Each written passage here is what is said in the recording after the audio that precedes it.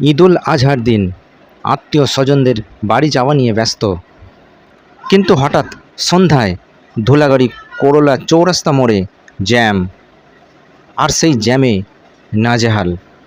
তার উপরে গরম, লাইন দিয়ে দাঁড়িয়ে আছে বাইক থেকে অটো, টোটো, চার চাকার বিভিন্ন গাড়ি ও পথ চলতি মানুষ।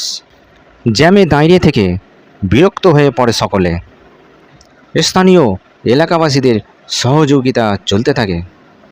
তারপর পুলিশ প্রশাসন আসার পর স্বাভাবিক হয় রাস্তা। তেমনই চিত্র আমাদের চ্যানেলের মাধ্যমে তুলে ধরেছি। যারা আমাদের চ্যানেলে নতুন তারা চ্যানেলটিকে সাবস্ক্রাইব করবেন, লাইক করবেন, কমেন্ট করবেন আর বেশি বেশি করে শেয়ার করবেন। আমাদের ফেসবুক পেজ, সেই পেজটিকে অবশ্যই ফলো করবেন।